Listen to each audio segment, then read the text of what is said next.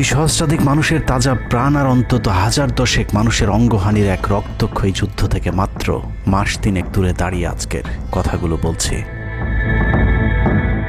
শহরের রাস্তায় এখনো শহীদ ওয়াসিমদের রক্তের ছোপ ছোপ দাগ লেগে আছে। স্বাভাবিক জীবনে ফিরতে পারেনি এখনো শহীদের পরিবারগুলো।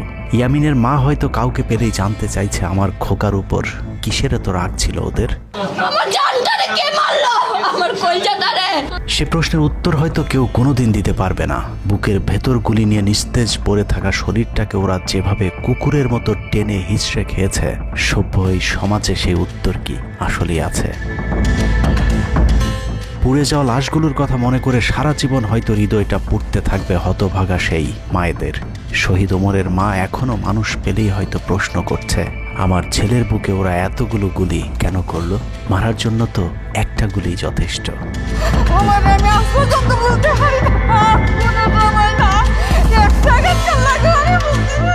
তৃষ্ণা পেলে মুগ্ধের মায়ের হয়তো কানে বেজে উঠবে, পানি লাগবে, পানি।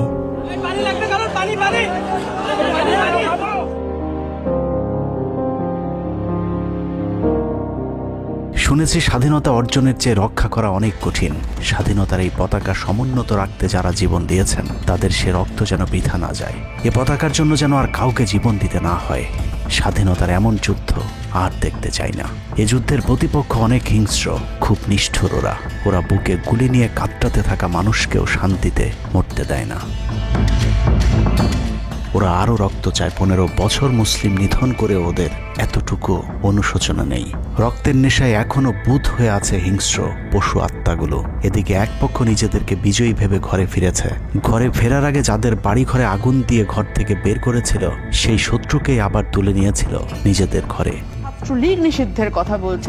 এই নিষিদ্ধ করবার ম্যান্ডেটটা, নিষিদ্ধ করবার অধিকারটা তাদেরকে কে দিল? তারা এদেশের মানুষ, রাজনীতি করার অধিকার সকলের আছে। আমাদের কেড়ে নেওয়া যেমন অন্যায় ছিল, আমরাও আরেকজনের কেড়ে নেওয়ার অধিকার, এটা আমরা এভাবে বলি। আওয়ামী মানবরূপী দানব ঘাড়ের উপর বিষাক্ত কার্বন ডাই অক্সাইড ফেলছে, আর আমরা সেটাকে অক্সিজেন ভেবে বুকে নিচ্ছি।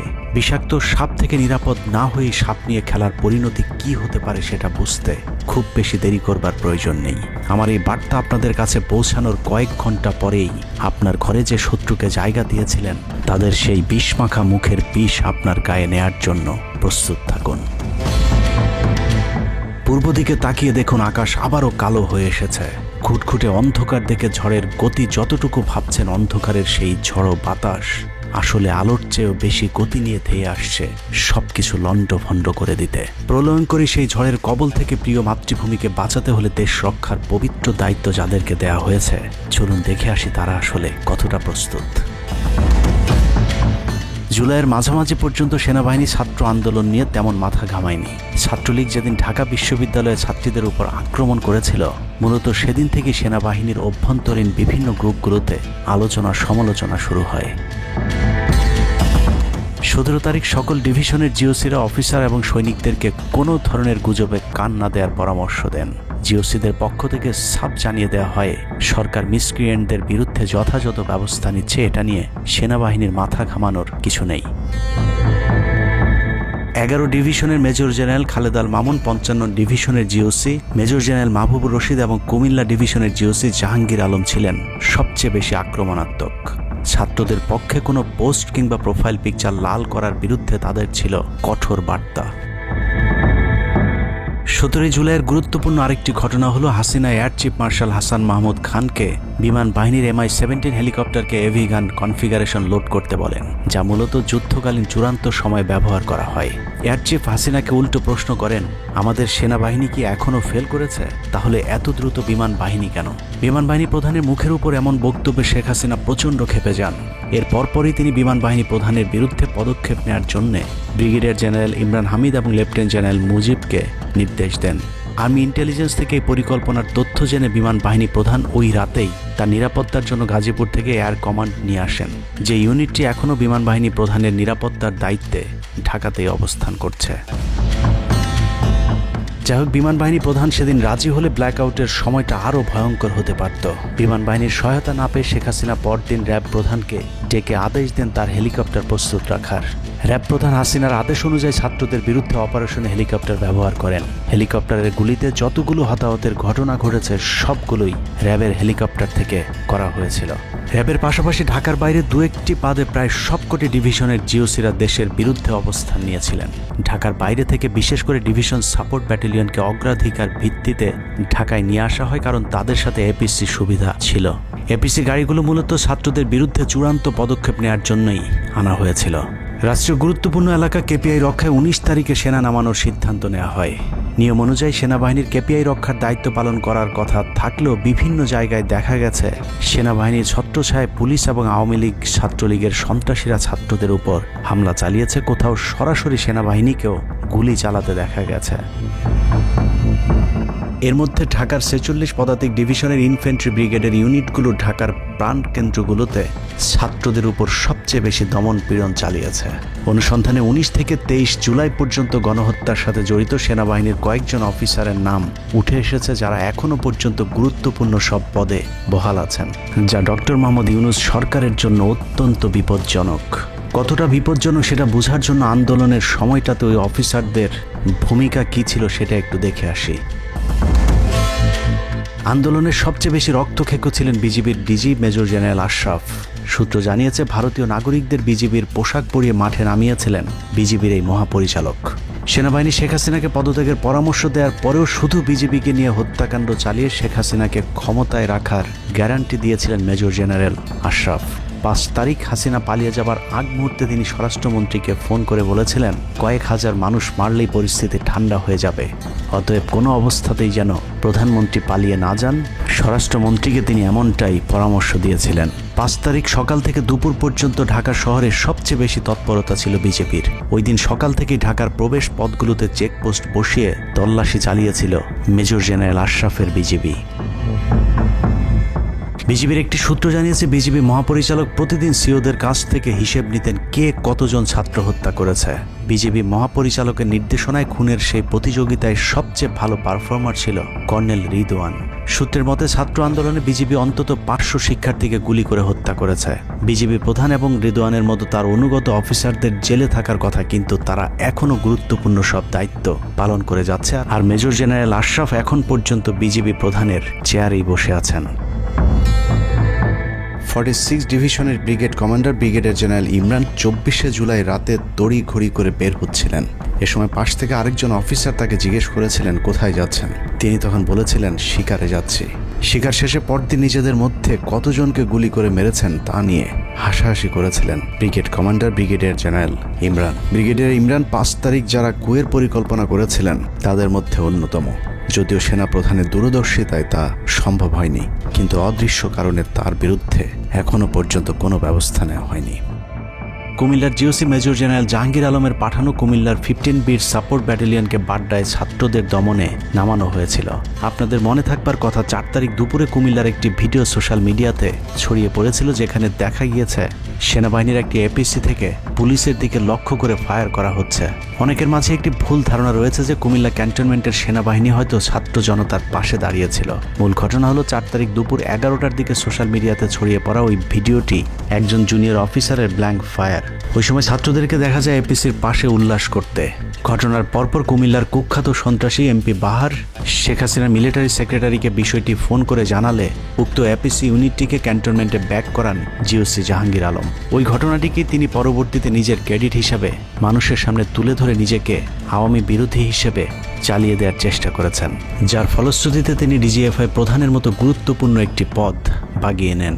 অথচ 4 তারিখ ওই ঘটনা বাদে কুমিল্লায় সবখানে সেনাবাহিনীর পাহারায় ছাত্র জনতাকে হত্যা করেছে আওয়ামী সন্ত্রাসীরা। 5 তারিখ সেনাবাহিনীর তৎকালীন chief of general staff lieutenant general Shahinul Haque খুনিদের অন্যতম একজন। কট্টর ভারতপন্থী এই দালাল আন্দোলনের শুরু থেকে শেষ পর্যন্ত হাসিনাকে টিকিয়ে রাখার যুদ্ধ চালিয়ে গিয়েছে। হাসিনা চলে যাবার পরও সেনাবাহিনীতে কু করার চেষ্টা করেছেন শাহিনুল হক। অথচ সেনাপ্রধান মধুর শাস্তি হিসেবে তাকে সিজিএস থেকে সরিয়ে এনডিসির কমান্ডেন্টের মতো গুরুত্বপূর্ণ পদে বসিয়েছেন। এছাড়া সম্প্রতি আওয়ামী ঘেঁষায় এই কর্মকর্তাকে 15 বছর ধরে যেসব সেনাবাহিনীর কর্মকর্তারা প্রমোশন বঞ্চিত ছিলেন তাদের প্রমোশনের লক্ষ্যে গঠিত কমিটির প্রধান করা হয়েছে তাকে, যে কারণে বঞ্চিত অফিসারেরা শঙ্কায় আছেন ন্যায্য অধিকার ফিরে পাবার। নবম ডিভিশনকে মনে করা হয় ঢাকার সেফগার্ড। এই পদে প্রধানমন্ত্রীর সবচেয়ে বিশ্বস্ত অফিসারকে বসানো হয় সব সময়। নবম ডিভিশনের জিওসি মেজর জেনারেল মঈন খানও ছিলেন হাসিনার গুম খুনের অন্যতম দোসর, অথচ তাকে এখনো পর্যন্ত স্বপদে বহাল রাখা হয়েছে, যা অত্যন্ত ঝুঁকিপূর্ণ। 5 তারিখের আগে আশুলিয়াতে ছাত্র হত্যা থেকে শুরু করে 5 তারিখের পরে গার্মেন্টসের সব অস্থিরতার জন্য নবম ডিভিশনের এই জিওসি সরাসরি যুক্ত। সেনাবাহিনীর স্পর্শকাতর আরেকটি জায়গায় বসে আছেন আরেক খুনি ব্রিগেডিয়ার জেনারেল সেলিম আজাদ। সেনাবাহিনীর সিভিল যে কোনো অপারেশনে যেতে ডিরেক্টর মিলিটারি অপারেশনের পারমিশন নেওয়া বাধ্যতামূলক। এমনকি জরুরি ভিত্তিতে কোনো অপারেশনে যেতে হলেও তাকে অবশ্যই পরে অবহিত করতে হয়, অর্থাৎ তার অনুমতিক্রমে সেনাবাহিনী ঢাকাতে সব হত্যাকাণ্ড চালিয়েছে। শুধু তাই নয়, তিনি খবর রাখতেন যারা অপারেশনে ছাত্রদের উপর গুলি চালাতো না তাদেরকে নাজিমুদ্দৌলা অকথ্য ভাষায় গালাগাল করত। নাজিমুদ্দৌলা সাবেক কুখ্যাত ডিজিএফআই ডিজি মেজর জেনারেল আকবর হোসেনের এপিএস ছিলেন, অথচ তাকে এখনো পর্যন্ত তার সেই গুরুত্বপূর্ণ পদ থেকে সরানো হয়নি। ব্রিগেডিয়ার জেনারেল আকসার ইন্টারন্যাশনাল অ্যাফেয়ার্স ব্যুরো আইএবির ডিরেক্টরের দায়িত্বে আছেন। বহুল আলোচিত আয়নাঘরের পুরো নিয়ন্ত্রণ ছিল সেনাবাহিনীর এই কর্মকর্তার হাতে। তার হাতেই রাজনৈতিক দল এবং নেতাদের ভাগ্য নির্ধারিত হয়। আওয়ামী লীগ সরকারের সময়কার গুরুত্বপূর্ণ সেই দায়িত্ব পালন করা ব্যক্তি এখনো পর্যন্ত তার সেই পুরাতন দায়িত্বই পালন করে যাচ্ছেন। সেনা সূত্র জানিয়েছে আকসারের ভারত কানেকশন এতটাই শক্তিশালী যে সেনা প্রধানও নাকি তাকে তার চেয়ার থেকে সরাতে পারছেন না। কদমবুচি জেনারেল খ্যাত মেজর জেনারেল মাহবুবুর রশিদ যশোর ডিভিশনের জিওসি সামরিক নিয়ম ভেঙে গোপালগঞ্জে সবার সামনে হাসিনার পা ছুঁয়ে সালাম করেছিলেন major general Mahbubur Rashid. 5 August এবং 7 আগস্ট সেনাবাহিনীর গাড়ি পোড়ানোর পরেও সেনাবাহিনীকে কোনো অ্যাকশনে যেতে দেয়নি সেনাবাহিনীর এই আওয়ামী কর্মকর্তা। সূত্র জানিয়েছে 5 তারিখের পর থেকে এ পর্যন্ত একাধিকবার গোপালগঞ্জ আওয়ামী লীগ নেতাদের বাড়িতে গিয়ে বৈঠক করেছেন তিনি, অথচ মাহবুবকে এখনো পর্যন্ত জিওসির পদে বসিয়ে রাখা হয়েছে। তার এই ক্ষমতাকে কাজে লাগিয়ে আওয়ামী লীগের অসংখ্য নেতাকর্মীকে ভারতে যাবার সুযোগ করে দিয়েছেন major general Mahbubur Rashid. Colonel Asad Khulna DGFI এর ডেড কমান্ডার। সেখানে বসে তিনি রয়ের সব পরিকল্পনা বাস্তবায়ন করে যাচ্ছে। জুলাই আন্দোলনের সময় যিনি আর্মি অফিসারদেরকে বলেছিলেন দেখে দেখে গুলি করেন, প্রতি গুলিতে একটা করে মারতে হবে, অথচ সেই কর্মকর্তা এখনো খুলনাতে বসে বিএনপি জামায়াতের নেতাকর্মীদের মধ্যে বিভক্তির ষড়যন্ত্র করে যাচ্ছে। খুলনা অঞ্চল দিয়ে তার সহায়তায় শেখ পরিবারের সবচেয়ে বেশি সংখ্যক সদস্য ভারতে পালিয়েছে। বগুড়া ডিভিশনের GOC major general Khaled Al Mamun এখনও জিওসি পদে আছেন। বগুড়া থেকে আসা 11 ডিভিশনের 7 ইস্ট বেঙ্গল এনে ঢাকার প্রবেশ পথ নিয়ন্ত্রণের জন্য গাজীপুরে রেখেছিলেন তিনি। উত্তরা গাজীপুর এলাকায় সংঘটিত হত্যাকাণ্ডের বেশিরভাগই জড়িত ছিল বগুড়ার 7 ইস্ট বেঙ্গল। রহস্যজনক কারণে 7 ইস্ট বেঙ্গলকে এখনও পর্যন্ত বগুড়ায় ফেরত না পাঠিয়ে ঢাকাতেই রাখা হয়েছে। মেজর জেনারেল ফেরদৌস হাসান সেলিম, যার মা ছিলেন হাসিনার অত্যন্ত ঘনিষ্ঠ বান্ধবী।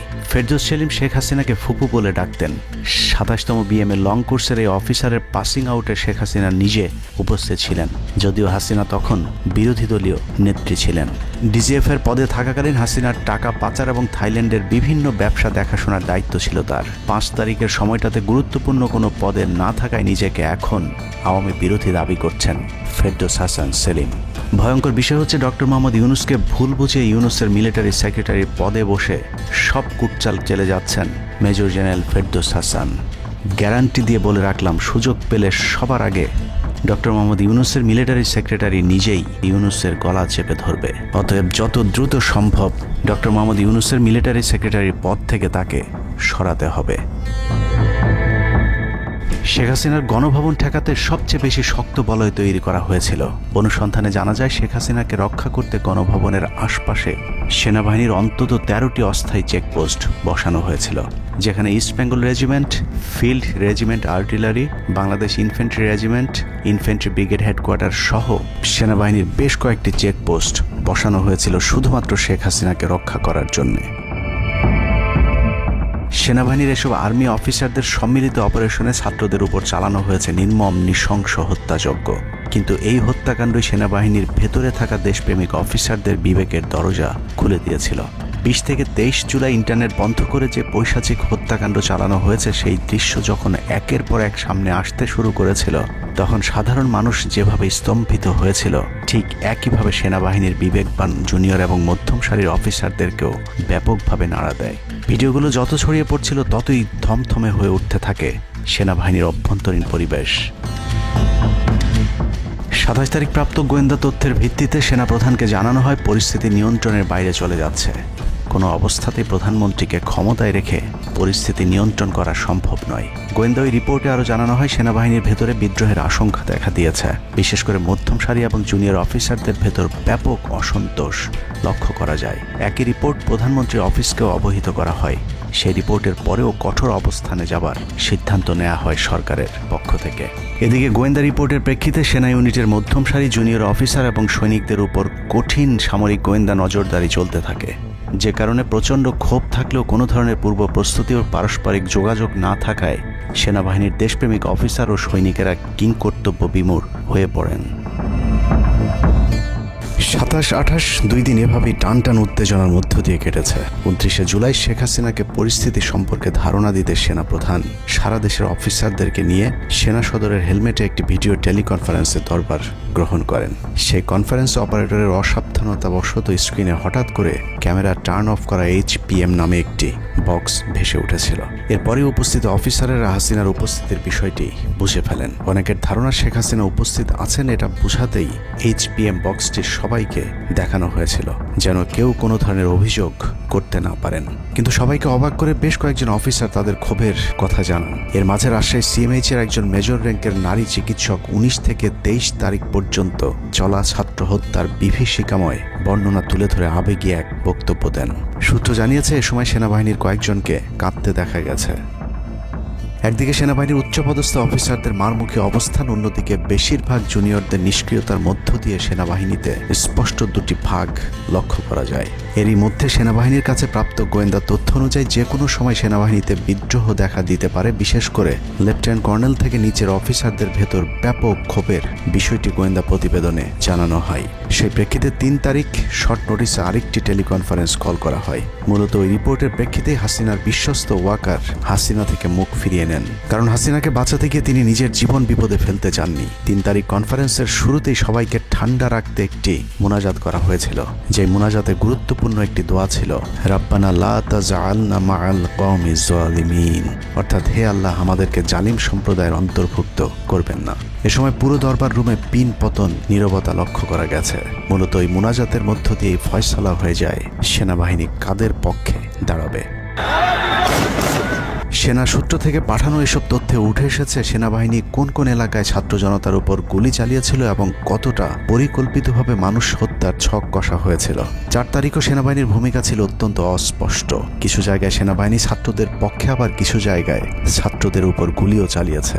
4 আগস্ট সবার প্রথম 24 ডিভিশন চট্টগ্রামের GOC lieutenant general Mainur Rahman তার বাহিনীকে ছাত্রদের পাশে দাঁড়ানোর নির্দেশ দেন। 5 তারিখ সকাল পর্যন্ত আর্মির ভূমিকা ছিল অত্যন্ত সন্দেহজনক। সকাল 10টা পর্যন্ত আর্মি কড়াকড়িভাবেই দায়িত্ব নিয়েছিলেন। বিশেষ করে গণভবনের আশপাশে 12টা পর্যন্ত ছাত্রদেরকে ভয় দেখাতে কয়েক রাউন্ড লাইভ অ্যামুনেশন ফায়ার করা হয়। 4 তারিখ 3 বাহিনী প্রধান, পুলিশ প্রধান এবং DGDGF এর সারা রাত নির্ঘুম কেটেছে। 3 থেকে 5 তারিখ পর্যন্ত গুরুত্বপূর্ণ কিছু ঘটনা ঘটেছে, সেটা তুলে ধরবার আগে শেখ হাসিনার পালিয়ে যাওয়ার বর্ণনা দিয়ে আসা যাক। 5 তারিখ সকাল ঠিক 9টায় প্রধানমন্ত্রীর অফিসে গিয়ে শেখ হাসিনাকে পদত্যাগ করতে বলেন সেনাপ্রধান। শেখ হাসিনার কথা শোনার সাথে সাথে সেনাপ্রধানকে দৌড়ে মারতে আসেন। এ সময় 3 বাহিনী প্রধানকে অকথ্য ভাষায় গালাগাল করেন শেখ হাসিনা। জেনারেল ওয়াকারকে হাসিনা বলেন, তুই পুলিশকে দেখে শিখতে পারিস নাই? এ সময় বিমান বাহিনী প্রধান সজীব ওয়াজেদ জয়কে ফোন করে তার মাকে বোঝানোর জন্য অনুরোধ করেন।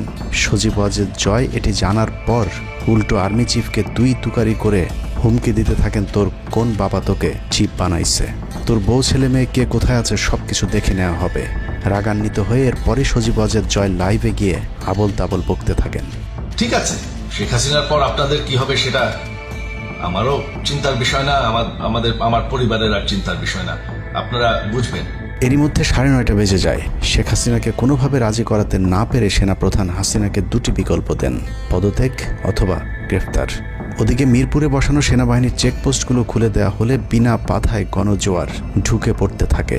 মবটি যখন গণভবন থেকে মাত্র 20 মিনিটের দূরত্বে চলে আসে, এ সময় সেনাবাহিনী এক প্রকার জোর করে শেখ হাসিনাকে পদত্যাগপত্রে সই করান। এ সময় এসএসএফের দু একজন এগিয়ে আসতে চাইলেও সেনাপ্রধান হাত ইশারা করলে তারা জায়গায় দাঁড়িয়ে থাকেন। পদত্যাগের পর শেখ হাসিনা জাতির উদ্দেশ্যে ভাষণ দেওয়ার অনুরোধ করলে সেনাপ্রধান হাসিনাকে বলেন, জীবন বাঁচাতে চাইলে দ্রুত গাড়িতে গিয়ে উঠুন, জনগণ গণভবনে ঢুকে পড়ছে। সেনাবাহিনীর মতে শেখ হাসিনা সেদিন মাত্র 5 মিনিটের জন্য বেঁচে গিয়েছেন, তা না হলে জনগণ তাকে ধরে ফেলত। হাসিনাকে গণভবন থেকে উদ্ধার করে বিমানে ভারত পাঠিয়ে দেওয়ার জন্য মোট 3টি রুট প্ল্যান করা হয়েছিল। প্ল্যান এ, গণভবন থেকে গাড়ি বহরে বিমান বাহিনীর ব্লু স্কাই স্কুলের গেট দিয়ে তেজগাঁও বিমানবন্দরে ঢুকে ঢাকা সেনানিবাসে প্রবেশ এবং তারপর বিএএফ বেস দিয়ে বিমান বাহিনীর রানওয়েতে প্রবেশ। সেখান থেকে বিমান বাহিনীর C-130 যে বিমানে ভারতে উড্ডয়ন। দুর্ভাগ্যজনকভাবে ততক্ষণে বিপ্লবী জনতা শেওড়াপাড়া রাস্তা দিয়ে বিমান বাহিনীর ব্লু স্কাই স্কুলের গেট ক্রস করে আগারগাঁও চৌরাস্তা পর্যন্ত চলে এসেছিল। ওদিক দিয়ে ক্যান্টনমেন্টের জাহাঙ্গীর গেটও ছাত্র জনতার দখলে, তাই গণভবন থেকে গাড়িতে করে ঢাকা সেনানিবাসে ঢোকার সব পথ বন্ধ হয়ে গিয়েছিল, যে কারণে প্ল্যান বি অবলম্বন করতে হয়েছিল হাসিনাকে উদ্ধারকারীদের। প্ল্যান বি অনুযায়ী গণভবন থেকে বিমান ঘাঁটিতে যাওয়ার তখন একটাই পথ বাকি ছিল, তা হলো হেলিকপ্টারে যাওয়া। বিমান বাহিনীর MI-17 হেলিকপ্টার চন্দ্রিমা উদ্যানের পাশে বাণিজ্য মেলার মাঠে এসে অবতরণ করে। খুনি হাসিনা চন্দ্রিমা উদ্যানের পাশের রাস্তা দিয়ে বাণিজ্য মেলা মাঠে প্রবেশ করে এবং সেখান থেকেই হেলিকপ্টারে করে বিমান বাহিনী ঘাঁটিতে নিয়ে যাওয়া হয় তাকে। সেখানে গিয়ে তারেক সিদ্দিকী এবং সালমান এফ রহমানের জন্য কিছুক্ষণ অপেক্ষা করে শেখ হাসিনা। তবে শেষ পর্যন্ত সালমান এফ রহমানের পৌঁছাতে দেরি হওয়ায় শেখ হাসিনাকে নিয়ে কোনো গন্তব্য ছাড়াই 10:45 মিনিটে উড়াল দেয় বিমান বাহিনীর C-130 জুলিয়েট বিমানটি। সাধারণত বিমানের রুট ব্যবহারে কোড ব্যবহার করতে হলেও সেটা করেনি। রাডার ফাঁকি দিতে জীবনের ঝুঁকি নিয়ে এই পদ্ধতি অবলম্বন করা হয়েছিল। ফুল ফুয়েল লোড করা হয়, ভারতে যদি জায়গা না হয় তাহলে যেন মধ্যপ্রাচ্যের কোনো দেশ পর্যন্ত চলে যাওয়া যায়। মোট 9 জন পাইলটকে নিয়ে বিমানে ওঠানোর পর কোনো ধরনের নির্দেশনা বা ম্যাপ প্ল্যানিং ছাড়াই পাইলটদেরকে বলা হয় টেক অফ করতে। বিমানটি প্রথমে যশোরের উপর দিয়ে কলকাতায় পৌঁছালে সেনাপ্রধান জাতির উদ্দেশ্যে ভাষণের ঘোষণা দেন, কিন্তু কলকাতায় ল্যান্ডিংয়ের পারমিশন না দিলে সেখান থেকে শেখ হাসিনাকে বহন করা বিমানটি চলে যায় আগরতলায়। আগরতলায় পারমিশন না পেয়ে আবারও দিল্লির দিকে উড়াল দেয়। সেখান থেকে দিল্লি গেলে সেখানেও রিফিউজ করা হয়। দিল্লি বিমানবন্দরে নামতে না দিলে অনিশ্চয়তা দেখা দেয় শেখ হাসিনাকে বহন করা বিমানটির ভারতে অবতরণ নিয়ে। বিমানের একজন পাইলটের বরাত দিয়ে জানা যায়, এভাবে উদ্দেশ্যহীনভাবে দীর্ঘক্ষণ ঘুরতে থাকার পর জরুরি অবতরণের সিদ্ধান্ত নেওয়া হয়। তবে জরুরি অবতরণের ঠিক আগ মুহূর্তে দিল্লির গাজিয়াবাদ এয়ারবেজে নামার অনুমতি পায় C-130 জুলিয়েট, যেখানে অজিত ধাওয়াল তাকে রিসিভ করেন। অবতরণে জটিলতার কারণেই 5 তারিখ সেনাপ্রধান জাতির উদ্দেশ্যে ভাষণ দিতে বারবার দেরি করছিলেন, কারণ তিনি নিশ্চিত হতে চাচ্ছিলেন শেখ হাসিনা ভারতে অবতরণ করেছেন। তারপরই বাংলাদেশের মানুষ মুক্তি পায় এক ফেরাউনের হাত থেকে। হাসিনা পালিয়ে যাওয়ার সেই খবর পৃথিবীর সবাই জানে, কিন্তু 3 থেকে 5 তারিখ পর্যন্ত ক্যান্টনমেন্টে কিছু ঘটনা ঘটেছে, যেই ঘটনা এখনও আমাদের কাছে অজানা। 3 তারিখ সেনাপ্রধানের ওই ভার্চুয়াল মিটিংয়ের পর মোটামুটি নিশ্চিত হয়ে যায় শেখ হাসিনা অধ্যায় বাংলাদেশের শেষ। শুরু হয় ভারতের প্ল্যান বি বাস্তবায়নের প্রক্রিয়া। 3 তারিখ রাতে আসিফ নজরুলের সাথে ডিজিএফআই কার্যালয়ের পাশের একটি ভবনে আসিফ নজরুলের ঘনিষ্ঠ বন্ধু major general Hamid, lieutenant general Mujib এবং মেজর জেনারেল ফেরদৌস সেলিমের একটি গোপন বৈঠক হয়, যেখানে ভারতীয় গোয়েন্দা সংস্থার 16 জন কর্মকর্তা উপস্থিত ছিলেন। মূলত 5 তারিখ শেখ হাসিনা পদত্যাগ করার পর করণীয় নির্ধারণ করতেই ওই বৈঠক অনুষ্ঠিত হয়। দীর্ঘ বৈঠক শেষে মোট 3টি বিকল্প নির্ধারণ করা হয়। প্রথমটি জরুরি অবস্থা জারি করে সেনাবাহিনীর হাতে ক্ষমতা দেয়া, দ্বিতীয়টি আসিফ নজরুলকে প্রধান উপদেষ্টা করে একটি অন্তর্বর্তীকালীন সরকার গঠন। অন্তর্বর্তীকালীন সরকারের ভেতরে যেন ভারতীয় বলয়ের লোকজন বেশি সংখ্যায় রাখা যায় সেটা নিশ্চিত করার ব্যাপারেও আলোচনা হয় বৈঠকে, এবং সেটা নিশ্চিত করতে আসিফ নজরুলের পেছনে সেনাবাহিনীর ওই অংশটির সর্বোচ্চ সাপোর্ট থাকারও নিশ্চয়তা দেওয়া হয়। মূলত আসিফ নজরুলকে সামনে রেখে সেনাবাহিনীর মাধ্যমেই দেশ চালানোর পরিকল্পনা করা হয়েছিল 3 তারিখের ওই গোপন বৈঠকে। 4 তারিখ 3 বাহিনী প্রধানের মধ্যে দফায় দফায় বৈঠক চলেছে। সেই বৈঠক থেকে সিদ্ধান্ত হয় 5 তারিখ সকাল 9টার মধ্যে শেখ হাসিনাকে চূড়ান্তভাবে পদত্যাগের বিষয়টি জানিয়ে দেওয়া হবে। এর পরপরই আসিফ নজরুলকে আবারও ক্যান্টনমেন্টে ডেকে আনা হয় এবং শেখ হাসিনার পদত্যাগের পর আওয়ামী নেতা কর্মীদেরকে যতটা সম্ভব নিরাপত্তা দেয়া, বেসরকারি বিভিন্ন প্রতিষ্ঠানগুলোতে যতটা সম্ভব আগের কর্মকর্তাদেরকে রেখে দেয়া এবং বিটিআর হত্যাকাণ্ড নিয়ে কোনো ধরনের পদক্ষেপ না নেওয়ার সহ বেশ কিছু করণীয় ঠিক করে দেওয়া হয়। দীর্ঘ সেই আলোচনার কারণে 4 তারিখ সারা রাত ক্যান্টনমেন্টে অবস্থান করেছেন আসিফ নজরুল। তাৎক্ষণিক আসিফ নজরুলের কাঁধে 2টি দায়িত্ব দেওয়া হয়: আর্মির প্রতি সকলের আস্থা তৈরি করা এবং হাসিনার পদত্যাগের পরপর ছাত্রদেরকে সেনাবাহিনীর নিয়ন্ত্রণে নিয়ে আসা। কথা মতো আসিফ নজরুল 4 তারিখ রাত এবং 5 তারিখ খুব সকালে ক্যান্টনমেন্টে বসে ফেসবুকে তিনি 2টি পোস্ট করেন। পোস্টের প্রথমটি 4 তারিখ রাতে সেনাবাহিনীকে প্যাট্রিয়ট সম্বোধন করে করা হয়, যেন সেনাবাহিনীর প্রতি ছাত্র জনতার আস্থা বেড়ে যায়, এবং পরেরটি সংখ্যালঘুদের বাড়ি ঘরে হামলা না চালানোর অনুরোধ করে পোস্ট করা হয়। দুপুর 12টার আগে আসিফ নজরুলের করা হিন্দুদেরকে নিয়ে ওই পোস্টে প্রমাণ করে আসিফ নজরুল আগে থেকে জানতেন কিছুক্ষণ পর আসলে কি ঘটতে যাচ্ছে। আমরা এখন আর্মি চিফের সাথে একটা আলোচনায় আছি। আমি যতটুকু ওনার সাথে কথা বলেছি আমার কাছে মনে হয়েছে, আশা করছি আপনাদের জন্য অনেক বড় সুসংবাদ আসছে। বিজয়ের খবর আগেই জেনে যাওয়াটা সমস্যা না, কিন্তু সমস্যা হলো আসিফ নজরুল সবাইকে আন্দোলনের কেন্দ্রবিন্দু ঢাকা বিশ্ববিদ্যালয়ে যেতে না বলে ক্যান্টনমেন্টের সুখবরের অপেক্ষায় থাকতে বলেন। মূলত আসিফ নজরুলের ওই ফাঁদে পা দিয়ে ছাত্র জনতার জুলাই আগস্ট বিপ্লবের বিজয় হাতছাড়া হয়ে গিয়েছিল। ছাত্রনেতাদের সরলতাকে কাজে লাগিয়ে আসিফ নজরুল নাহিদ আসিফদেরকে সেনাপ্রধানের কাছে আসতে বলেন। নাহিদ, আসিফ, মাহফুজরা সেনাপ্রধানের কাছে যাবার আগে আসিফ নজরুলের প্রধান উপদেষ্টা হবার বিষয়টি চূড়ান্ত হয়ে যায়। সমন্বয়কেরা পৌঁছানোর পর সেনাপ্রধান তাদেরকে জানায় আসিফ নজরুল হচ্ছেন প্রধান উপদেষ্টা, কিন্তু ছাত্ররা ডক্টর মোহাম্মদ ইউনুসকে প্রধান উপদেষ্টা বানানোর দাবি করলে আসিফ নজরুল তাদেরকে জানায় ডক্টর ইউনুস প্রধান উপদেষ্টা হতে রাজি না। কিন্তু ছাত্র নেতাদের সাথে ইউনুসের আগে থেকে যোগাযোগ ছিল, যে কারণেই সেনাপ্রধানকে ছাত্ররা জানায় আমরা ডক্টর ইউনুসের সাথে একান্তে কথা বলতে চাই। ছাত্ররা ডক্টর ইউনুসকে ফোন করলে তিনি জানান প্রধান উপদেষ্টা হতে চান না সেনাবাহিনী কিংবা আসিফ নজরুলের কাছে তার এরকম কোনো বার্তা তিনি দেননি। এরপর ছাত্র নেতাদের দাবির মুখে ইউনুসকে প্রধান উপদেষ্টা বানাতে বাধ্য হয় সেনাবাহিনী। ডক্টর মোহাম্মদ ইউনুসকে প্রধান উপদেষ্টা করা হলেও ক্ষমতার কেন্দ্রে থেকে যায় ভারত নিয়ন্ত্রিত ক্যান্টনমেন্টের মদতপুষ্ট আসিফ নজরুল, যাকে তারা সুনিপুণভাবে গেল এক যুগে তিলে তিলে তৈরি করেছেন।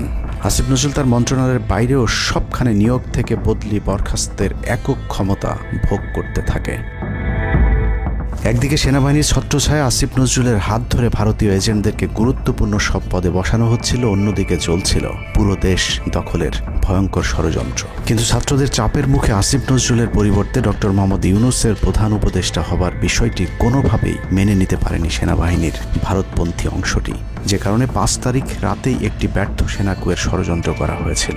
5 তারিখের পরপর ইউনুসের একের পর এক ভারতীয় আগ্রাসন বিরোধী বক্তব্যে আতঙ্কিত হয়ে ওঠে ভারতীয় বলয়, যে কারণে 8 তারিখ শপথ নেয়ার আগেই ডক্টর মোহাম্মদ ইউনুসকে হত্যা করে সেনাকুয়ের আরেকটি চেষ্টা চালায় সেনাবাহিনীর ওই অংশটি।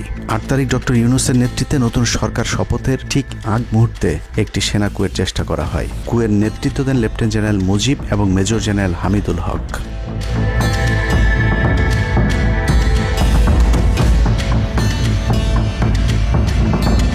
কিন্তু পশ্চিমা একটি গোয়েন্দা সংস্থা বিষয়টি দ্রুত সেনাপ্রধানকে জানালে জেনারেল ওয়াকার তাদের পরিকল্পনা ভণ্ডুল করে দেয়। সেনাপ্রধান তাৎক্ষণিকভাবে লেফটেন্যান্ট জেনারেল শামীমকে পিএসও এএফটি থেকে সিজিএস হিসেবে নিয়োগ দেন এবং মুজিবকে কিউএমজি থেকে আটডগে বদলি করেন, যদিও 8 তারিখ রাত থেকেই মুজিব পলাতক রয়েছেন।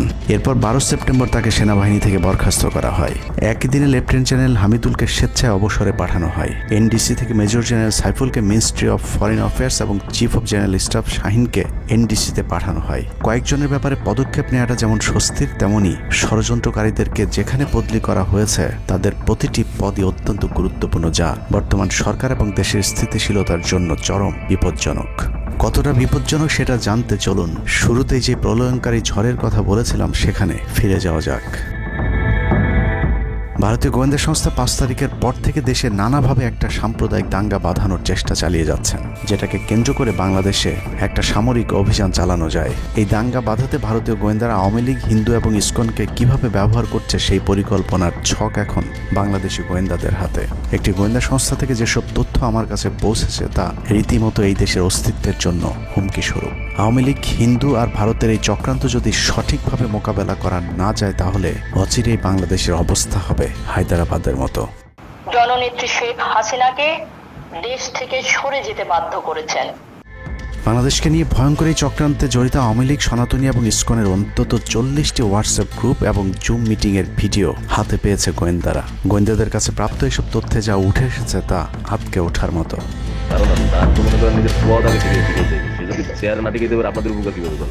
সেনাপ্রধান জামাত হলে এতদিন আওয়ামী লীগ বাইকে ফেলা দিত, ঠিক আছে?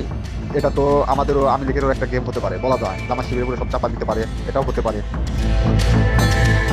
এসব গ্রুপগুলোতে রীতিমতো বাংলাদেশের বিরুদ্ধে যুদ্ধের প্রস্তুতি চলছে। গ্রুপে তাদের সাথে সাবেক আওয়ামী লীগ সরকারের শীর্ষস্থানীয় নেতা থেকে বর্তমান সেনাবাহিনীতে চাকরিরত জেনারেল পর্যন্ত মাঝে মধ্যেই নাকি যোগ দিচ্ছেন।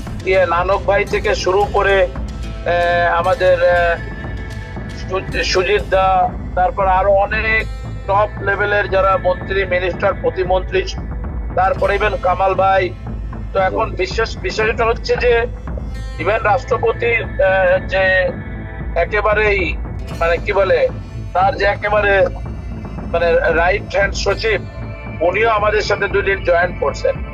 তো এখন ওনারা আসলে ভালো হইতো, যারা যারা আসেন আসলে ভালো হইতো। অনেক আমাদের এখানে প্রায় 12 থেকে 13 জন আপনার এমপি এসে কথা বলেছেন, যেটা আপনারা জানেন না, ঠিক আছে?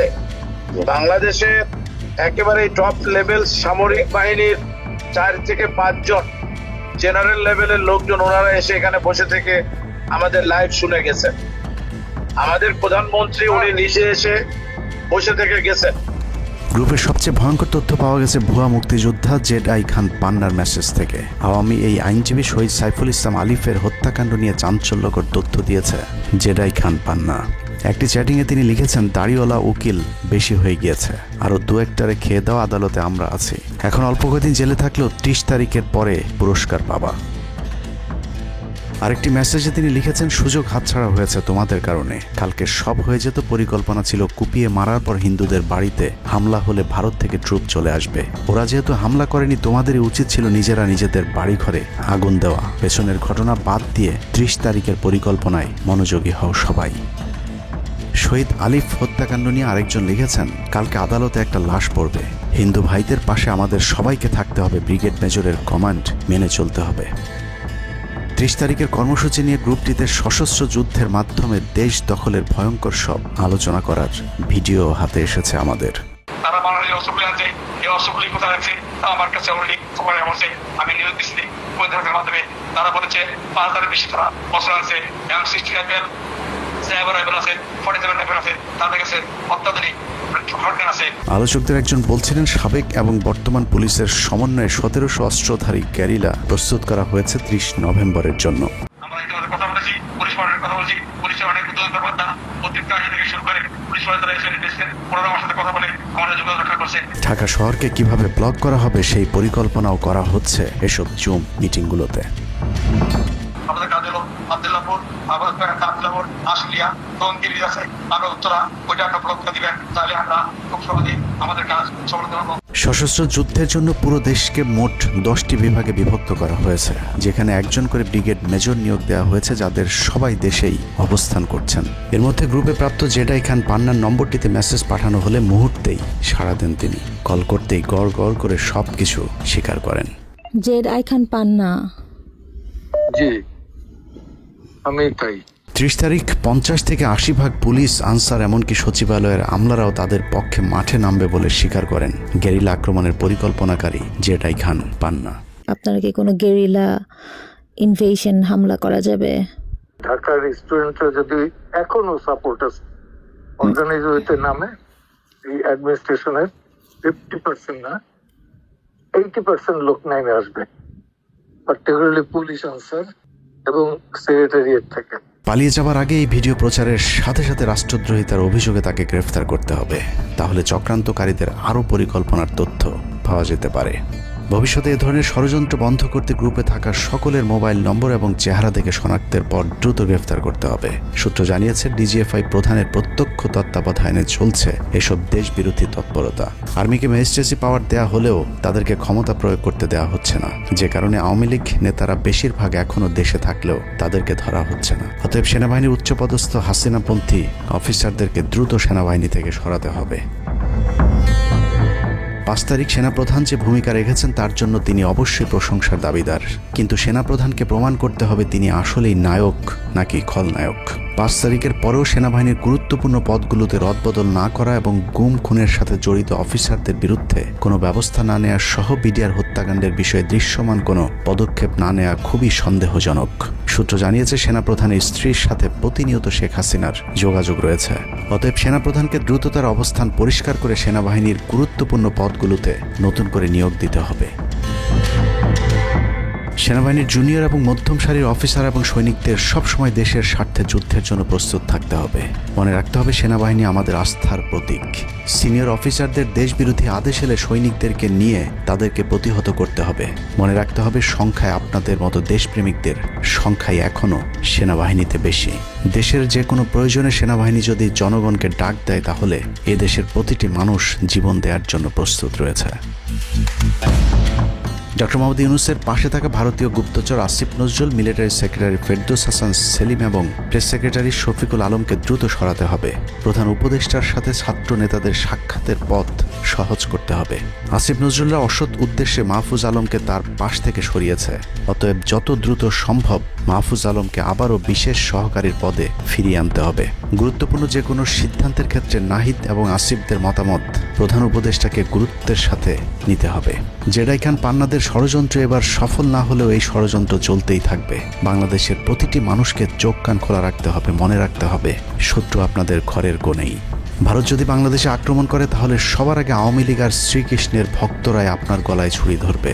অতএব শত্রুরা যেন আবারও বাংলাদেশের স্বাধীনতাকে ভারতের কাছে বিক্রি করতে না পারে সেদিকে সবাইকে লক্ষ্য রাখতে হবে।